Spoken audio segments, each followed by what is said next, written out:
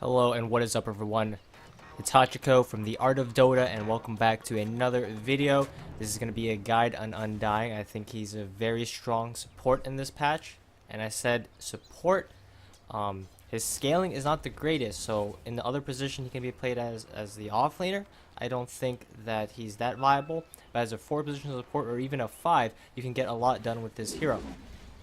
The replay that we're watching right now is going to be a game from Dota Pit, VG versus virtus.pro, and I just remembered I want to get rid of this so you don't have to hear my annoying announcer pack.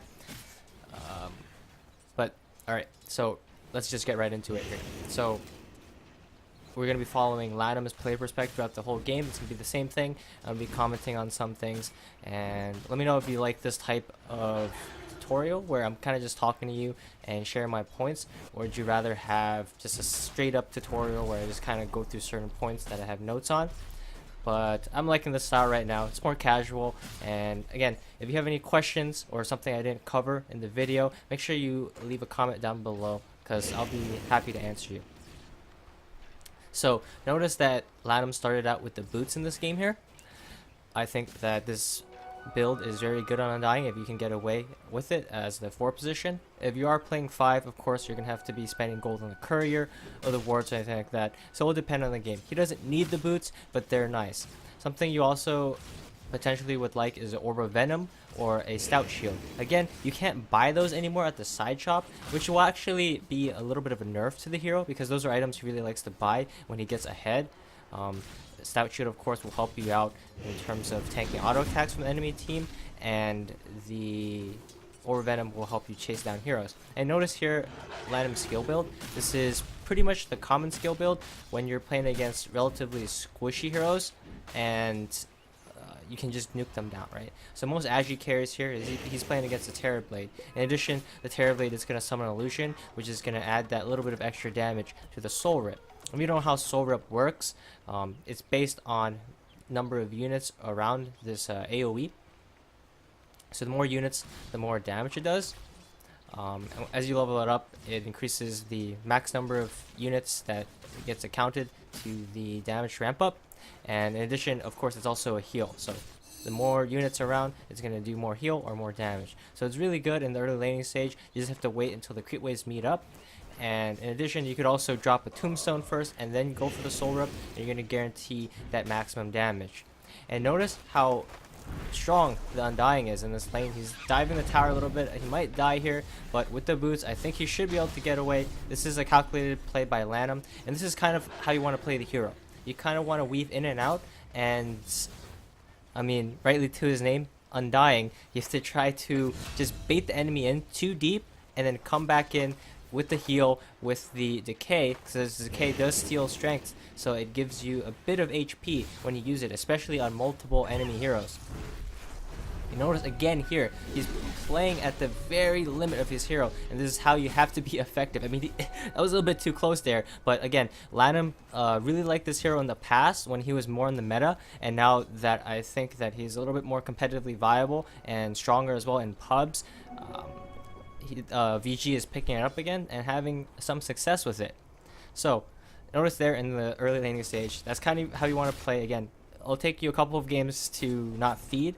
The Tranquil Boots is very common on this hero, especially played as a 4 roaming position. It allows you to get around the map faster and also just sustain some damage taken. Because notice there, he kind of wanted to tank some damage from the enemy team, just create space, and that's what you kind of want to do, especially if the enemy team isn't giving you kills. But if they're being punished in lane, they're out of position, especially a lot of supports. They definitely underestimate Undying. You cast a couple of decays onto them and suddenly you're taking 4 strength per decay stack, and they don't realize that even though they're sitting at like half HP, but their half HP is like less than 200 because all their strength was stolen, you just pop them in with a nuke and it's just going to be a free kill. Of course, this is a very high level game, and Undying, or Latim is playing Undying against VP, the winner of the last major, so they're not going to fall for that. Support is not going to be out of position. So you notice there, it was a little bit of a different play style, but from a pub perspective, if you're playing Undying in your games, again, you just want to spam that decay, but make sure if the enemies have magic sticks, you don't want to spam it too much. You kind of want to bait them in, right? Just hit them in with some auto attacks and then decay. Don't just like sit back and decay. That's not accomplishing anything for your team. You want to come in, and that's why you want the boots or the orb of venom as well as the stout shield. So you can just trade auto attacks as he's doing here, and you want to decay when they turn on you. And any opportunity that you can find, you also want to try to hit the decay on multiple targets, right? If there's 2 heroes in your lane, try to hit it on 2. If there's 3, try to hit it on 3, but that's hard unless they're like melee heroes or something like that and they're just right up next to you. But notice here, he felt like he couldn't do anything bottom anymore. It's a little bit too dangerous against a Terrorblade that's going to have that metamorphosis up. So instead, he rotated to the top lane and helped out his team. And this is something that you can do with Undying. A lot of times, people play Undying, they stick too long in the same lane. If you can't get anything done in, let's say, the off lane anymore, try mid lane. Again, it's kind of hard for him to play against a puck here because she'll just blink away. So he goes top. Doom, I mean, he does have the Scorched Earth, but once that's down, he has really no form of escaping. Enchantress, of course, has her heal and Untouchable, but she's relatively squishy, so she can take a lot of damage from the Soul Rip. And I think, look at his build right now. This is pretty much the core build for Undying. Certain games, you might want to, you know, put 2 points in Tombstone or 2 points in Decay, but I think with the buff to the Tombstone, for me, I used to go 2 in Decay, and then Soul Rip with just skipping Tombstone level 1 because level 1 Tombstone was pretty garbage, and then leveling up the Tombstone later.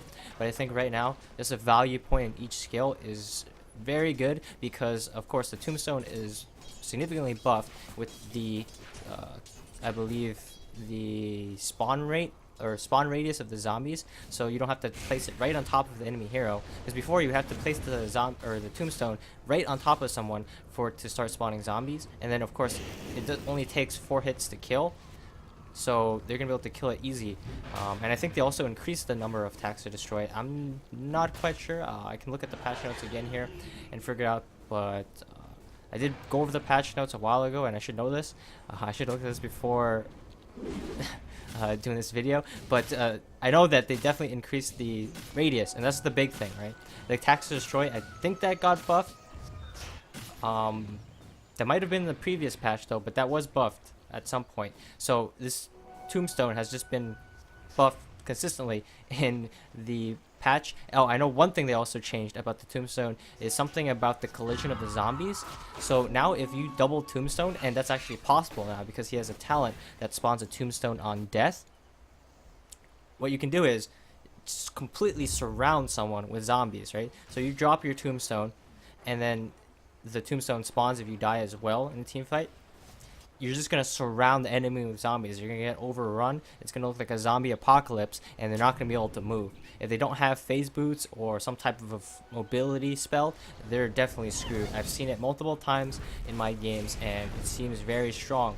And it almost makes you not want to kill Undying because of the threat of that extra Tombstone. And notice there, the power of the Soul Rip bursting that TB. It's a very strong ability against those type of heroes that have, you know, high armor but low HP, like the Terrorblade. They definitely will not see it coming, especially if there's a lot of units around. And make sure that one thing to keep in mind is you always want to use the Soul Rip, pretty much always, unless like you're about to die and you can't afford it, right? And you need to heal yourself or try to get the kill before dying. But if you can't afford to, always drop the Tombstone before Soul Ripping. It increases the damage by that much because the zombies will spawn and you can get the Soul Rip cast off, increasing your chance of getting the maximum damage. So notice Latimer's build here. He did go for the 2 points in Decay, and I think this is okay. I think it's fine going for 2 points in Decay because it does lower the cooldown significantly, which allow you to just play more aggressive, right? So if you look here, it lowers it from 10 seconds to 8 seconds, which is 2 seconds. You don't think of it as that much, but it actually, every second matters here with this ability, because of course you want to cast it as many times as possible, because the more you can do that, the more strength you steal, the longer you can sustain in the fight. And if you look up the upside of leveling up the Tombstone, it doesn't seem like it does much, right? It increases the attacks destroy, which is the main thing that you want to see, and it also makes the Death Lust, which is the zombies passive, a little bit better, as well as the interval of the zombie spawning. And normally you will level up the tombstone. So I don't know for sure, but I'm pretty sure he's going to go for the 2-1-2 build. You kind of evenly want to level up your decay and tombstone when you're playing the support position, because you're not going to get those levels up fast. When you're more on of a core Undying, sometimes you're going to see Undyings level up decay, but as a 4 position, especially 5 position, you want to just kind of level up your tombstone and decay evenly. And as you see here, once again, in combination with A Ice Blast and the Beastmaster ultimate, he's going to be able to score a free kill there onto the Terror Blade. And notice he also casted the Tombstone and then went for the Soul Rip with that extra burst. They easily cleaned up the TB. And now, notice he did go for the 2-1-2 build. This is pretty much the standard build you want to go. And again, depending on the game, you might want like 1-1-2 first or 2-1-1 first, like he did here, right? You might want 2 points in decay, or you might want 2 points in tombstone. It really depends on the scenario, and the scenario where you're gonna want 2 points in decay is the one here, where it's kind of like there was like active fighting going on in the bottom lane. You want to get some extra cast off so we can get as much damage output out in the fight, stealing strength and providing a little bit of extra nuke. But let's say you have the damage on lock and you just want the tombstone to survive longer to, create some extra space for your teammates in the fight. You definitely can just go for the 1-1-2 build, especially if you're like running a little bit low on mana at that point in the laning stage and you don't really have any type of mana regen coming. There's no mana boots on your team and you're not going to be able to spam decay that much. You'd rather just have to get more value out of your tombstone. Go for it.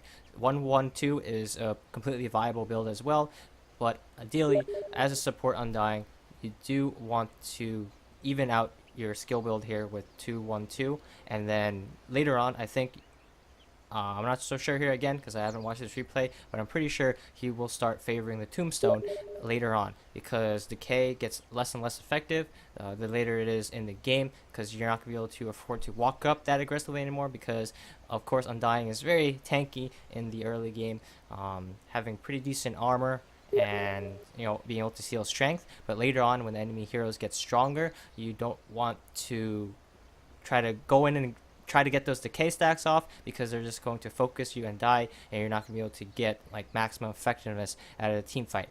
And again, the way you want to play this hero, I don't know why I'm watching this pause here. We're just going to skip through a little bit.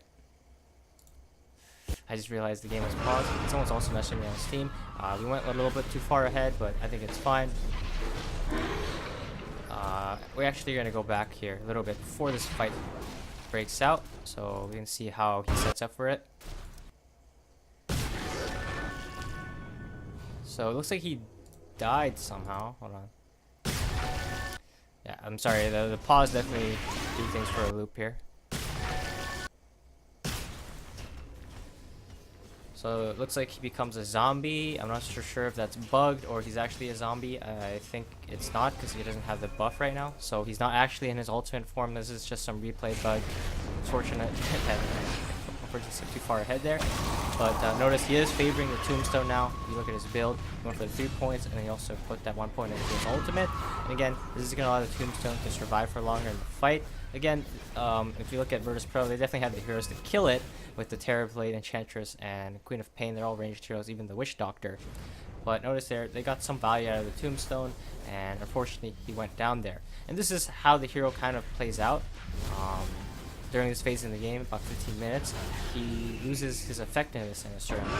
You're going to be reliant on your teammates unless you got a really big lead in the early game. And also notice Latimer's build here. He's going for the urn. I think this is also a really good item on the hero. It allows you to sustain as well as help your teammates sustain.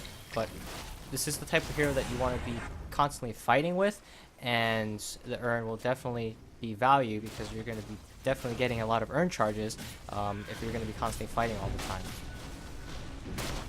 And yeah, he did use his ultimate now, and if you don't know what the ultimate does, because I watched some 5k players and they don't even know what Flesh Golem does, but it amplifies his damage, or amplifies damage taken by the enemies by 20% at level 1, 25 at level 2, and 30% at level 3. Now, this is kind of the main reason you want to use this ability. It also has other effects like applying the aura, that the zombies have, so a little bit of a slow. And again, it's all based on distance. So this is the key thing about his ultimate. The closer you are to the enemy, the more slow, the more damage amp they're going to take. But if you're far away, and you can see the AoE here as I mouse over it. So that's the AoE where they're going to get affected by the flesh golem, but it's not until you get right up close to them will you get this maximum damage amp, right? And it ramps up a lot. It goes from 1% to 20%. So 1% at the edge of the AoE to 20% right in the center, where like pretty much right up next to him. And same thing with the slow, right? It's 20% slow, which is not a lot, and minimum of 1%.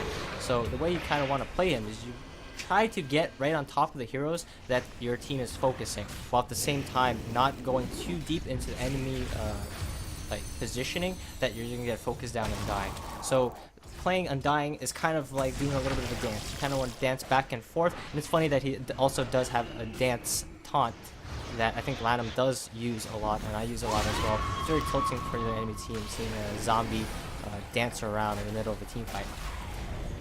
So again, back to how to use the ultimate, you kind of want to go in and out, right? In and out. It's a dance, as you see he does here. So if your team is focusing somebody, go in, stand close to them for a little bit, spam a decay, spam a soul rip, and then back out, because you don't want to commit completely, especially as you're a 4 position. You're not going to be that tanky, right? You're still a little bit tanky, especially if you're able to like soul rip yourself. So you're still tanking a little bit of a damage for your team, but if you tank too much, of course you're going to die. And until you get your level 15 talent, you really don't want to die, because you want to be able to survive for longer, apply that flesh golem aura, and get your soul rip. But I mean, later on level 15, I think it's actually legitimate for you to die. It's almost beneficial for your team if the enemy focuses you, as long as you get like a lot of your abilities off, maybe use all your mana before dying, to die in a team fight. Because spawning that extra tombstone, if you haven't won the team fight already, it's definitely going to win you the team fight. Especially if the enemy committed a lot of abilities to try to take you out. A double tombstone in a team fight is huge. I don't know if we're going to be able to see it in this replay here, but if not, I'll I guess upload a separate video showing you how that works, but we should see it here. I don't expect them to end the game before Lanham gets level 15, and I don't expect Lanham to go for the other talent, which is just the decay duration. That's more of like a core Undying thing if you have the Aghanims, but it's not really useful at all on a support Undying, because again, decay is not your primary way of attack anymore. Because notice he will go for the max tombstone now, and then even just go for the soul rip level 2 rather than continue to put points in decay. 2 points in decay, very value to help you fight in the early game before the first 10 minutes, but too many points in decay afterwards is not really viable as a support position. I mean, I do it in my pubs just for fun and go for Aghanims, but again, if you're trying to win with this hero and play this hero to its full effect, just go with this build here, even out the decay and the tombstone. I mean, this is the build that was tried and tested in the past as well. It's the build that I go. So even out the decay and the tombstone, and then eventually prioritize tombstone and then max out soul rip. Now what I expect of him here is he will actually max out the soul rip afterwards and just leave the decay on 2 points. So speaking of Undying's talent, what do you go level 10? It's a bit of a mix-up. So I think here he will go for the cast range. It's going to allow him to get that soul rip at some extra distance, so that he can, you know, maybe stay a little bit further back if he's really low and pop in that extra heal without dying. Also, he can place tombstones in like better positions, so that maybe he can like get it on a cliff without committing himself too deep. And in addition with the decays as well, right? But honestly, the HP regen isn't that bad, but the fact that you are already building into these HP regen items, like the Tranquils and like the Urn. Oh, and if you guys wonder, what about Mana Boots Undying? Is Mana Boots Undying good? It seems like that's viable, right? Everyone thinks of Undying and you go Mana Boots mech. Again, I think that's fine if you're dominating a lane. If you're just constantly fighting in the lane and you're just stomping them, you're killing them over and over again, go for the mana boots, because you're just going to be able to sustain that harass and just win the lane harder. but let's say the enemy team, like, you can't kill them anymore. Like in this situation here, Tranquils are better if you're running around the map. So you can roam, rotate to another lane, mid lane, maybe safe lane, as Lanham did in this game, and get something done elsewhere. But if you're just destroying the lane, yeah, go for the mana boots. It's fine. You can even disassemble it later on into items like, hold on here, we're getting cock blocked by this talent thing here. So if you look at what else you can build energy booster into, I mean, all of these items are pretty good onto Undying. Aether Lens, a bit gimmicky, especially because he already has a cast range talent. And again, it doesn't give the spell amp anymore, so I don't think Aether Lens is that good on him, but it's viable in my opinion. Gives him that a little bit of extra mana regen, and combine the plus 100 and plus 250 from the Aether Lens, and this item also gives a lot of mana. 450 mana. That's a lot of extra mana pool to work with. That's more than half that he has currently in his usage right now. So Aether Lens, completely a viable item build. You can go for that. You want to have fun, get an Aether Lens. That's something I would build just to mess around. Because again, once you get ahead with this hero, you can kind of afford to, go a little bit clowny with your item build, because this is not a hero that's very dependent on items. You can build a lot of things and still be effective as long as you're playing the hero properly. So, look at the other items here. Lotus Orb, I think Aeon Disc, you can experiment with that. So depending on your game, you can go for a variety of item builds. He doesn't really have a static item build. It's the only thing is, if you're not getting ahead, and a lot of times in these highly competitive games, right, this is a pro game at Dota Pit, you're not going to get a lot of farm, even on the forward position, because enemy team is just not going to be feeding kills randomly, even though it might kind of look like that, as the score is looking pretty in favor for VG right now, 18-5. But Lanham will decide to go with the Spirit Vessel here. And I think item's legit, because it's one thing that people don't think about is it amplifies healing, and Undying has a lot of healing. So you can use that on a teammate and then just heal them with a soul rip, and they'll just get boosted healing, super boosted healing by 20%. And of course you could also use it offensively. So they already have the AA Blast, but let's say someone doesn't get hit by the AA Blast, they can pop out the Spirit Vessel onto a hero, and suddenly they're not taking as much healing. And against these heroes, it's super value, because they have healing on Witch Doctor, healing on Enchantress, and healing on Doom with the Scorched Earth. So that's probably his reasoning behind going this item. And again, notice no mech here, because I don't think mech is a great item anymore. It's really good on certain heroes like not Undying, Underlord, and Darkseer, who can just farm real fast and get it up early enough that it's viable, right? It'll allow you to push down towers. But unlike these other heroes that you're not going to be able to get that much farm, because Undying doesn't want to just sit in a lane and farm. That's just not how the hero is played. You just feel like you're doing something wrong if you're doing that. Well, he's going to be doing that right now because there's a bit of a lull, but you usually minimize these times where you're just sitting there hitting creeps.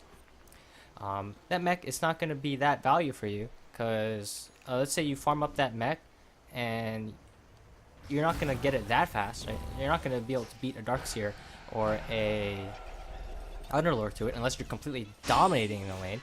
I think it is still viable in that case where you just can get it up so early that you're just going to get a lot of use out of it. Let's say you're not having a great game. Just trying to build up towards that mech, with the buckler and the headdress, is not going to feel so good. You'd rather have like these other items. Something that he didn't go for in this game actually is a magic wand. I also think this is not core in the hero, as you see Lanham skip it here, as he really favored having this Spirit Vessel as early as possible, just because again how effective it is in this game against enemy heroes. But I mean, if you don't have a real reason to rush towards any item, you can go for that magic wand, these smaller items as well. And notice if you look at the skill build here or the item build for the hero in the default guide, it does say go for mech, right? But I say unless you're doing really well, you don't need the mech mana boots.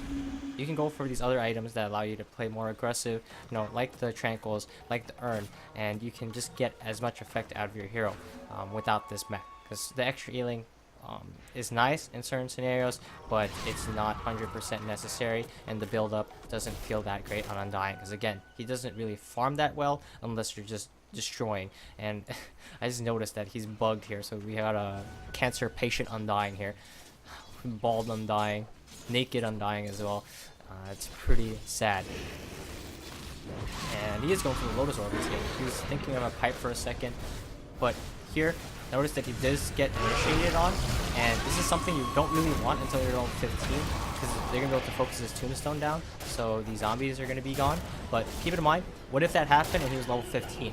They're going to kill his tombstone, and another tombstone is going to spawn when he dies. So it's actually not even detrimental for you to eat a smoke gank from the enemy team. As long as you get your spells off first, you drop the tombstone, you heal yourself, you keep yourself alive for as long as possible, but you still die, you're going to be able to still get effect out of the fight once you hit level 15, because another tombstone is going to come out. Let's say they don't finish off your first tombstone in time. They're going to be fighting against 2 waves of zombies, and that's going to be huge.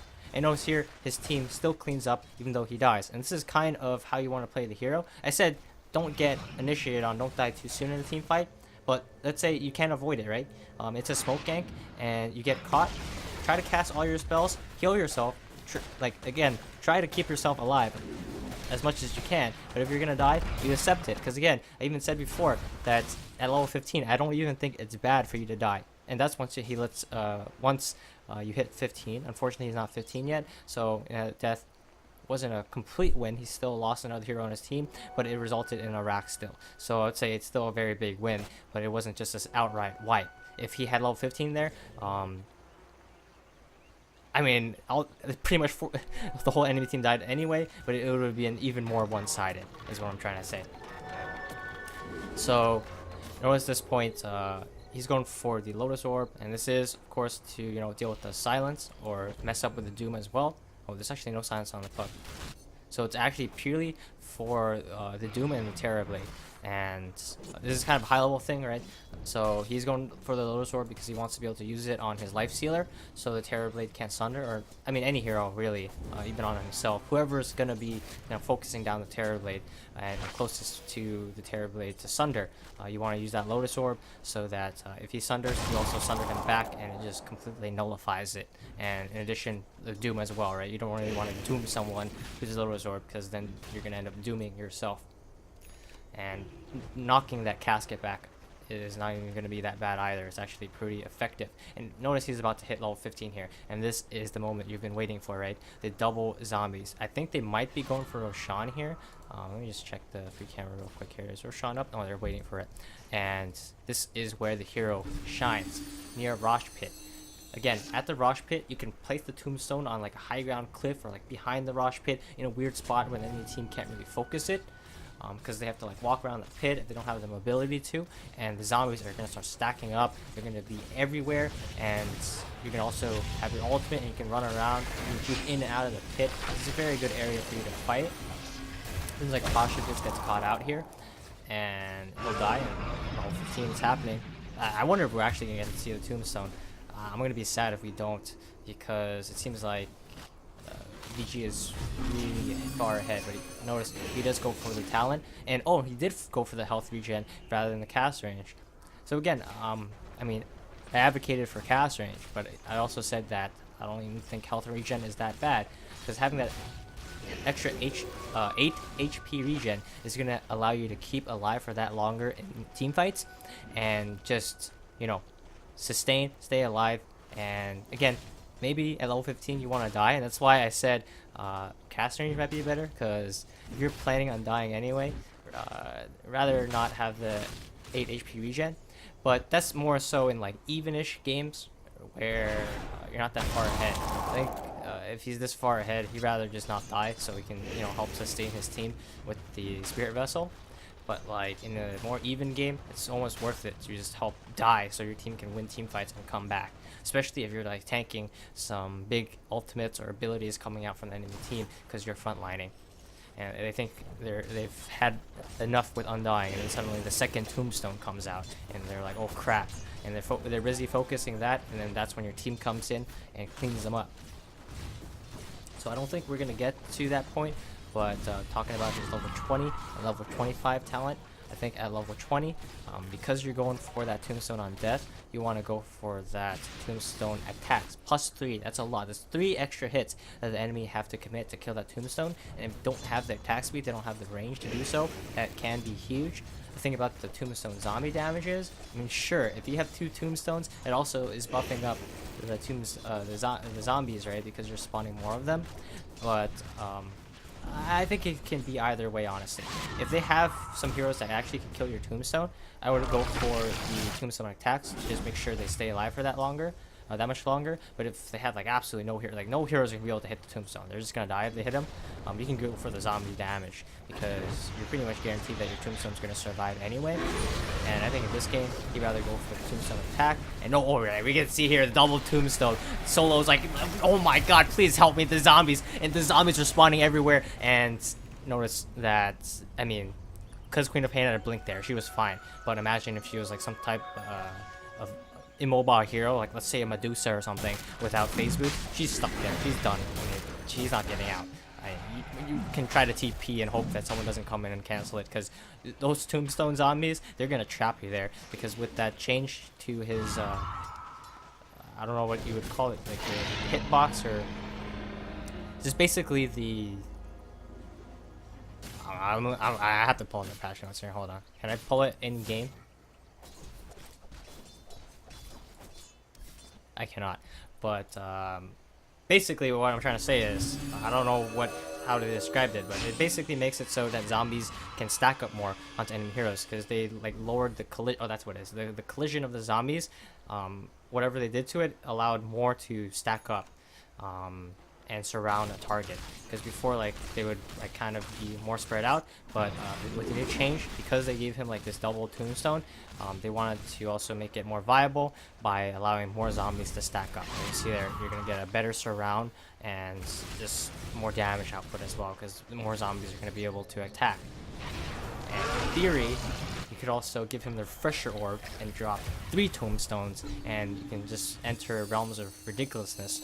But you know, that's for later on in the game. That's after for 3rd Roshan. And back to talking about Roshan, I was talking about him before, is Undying is really good in the Rosh pit because of what you just saw right there, like double tombstone. Let's say they take the fight, you drop 1 tombstone, they kill you, you drop another tombstone. But in addition, his ultimate, it works on Roshan. So to take Rosh faster, you actually want to use the flesh golem. And there we see the tombstone on death again. But so back to Roshan. You want to use your ultimate and stand as close to Roshan as possible, like pretty much tanking him. I mean, maybe you don't want to tank him, maybe another hero's tanking, like let's say like, I don't know, Bristleback, Timbersaw, something like that. You can actually tank the damage better. But you still want to be as close as possible even if you're not tanking, so you get that maximum damage amp, because it does work against Roshan and it will help you Rosh faster. And again, I was watching my friend's game yesterday, and even 5k players don't know this apparently, because I was watching Undying and their SF was trying to solo Rosh. And he was just standing on the outside of the pit. He didn't drop the tombstone, and he didn't even ultimate to speed up the Rosh, and he ended up losing the game. So don't do that to your team, guys. If you're playing Undying, your team is trying to Rosh, get in there, stand as close to Rosh as possible. You don't have to tank if you don't have like the armor or HP to do it. But, try to stay as close to Roshan as possible, and also make sure you drop a tombstone. Of course, if like the enemy is in no position to contest at all, you don't need to. But if like there's any chance that they're gonna show up in the pit, drop that tombstone. It's gonna summon the zombie. It's gonna alert you of their presence, and they're also gonna see the zombie, and they're gonna get freaked out for a second. Second guess if they want to go in, right? And let's say they do go in and they focus you down because you were tanking Rosh or whatever. You're gonna summon another tombstone. This hero is very good in the Rosh pit, and you should look to try to take a lot of fights around there, as that's where you can win games.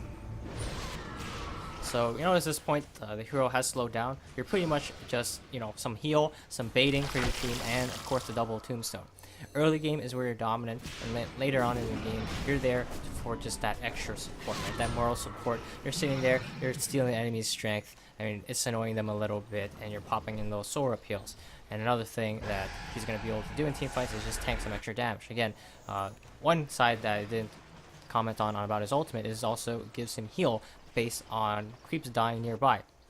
So when a unit or a creep in the AoE, notice I'm mousing over the ultimate so you can see this AoE, when it dies, he gets healed for a percentage of his health, right? So it heals for 10% per hero. So if you kill a hero, it'll heal for 10% of his health, which is actually a lot, right? And for creeps, it's 2%. So the more creeps dying around him, the more heal he's going to receive.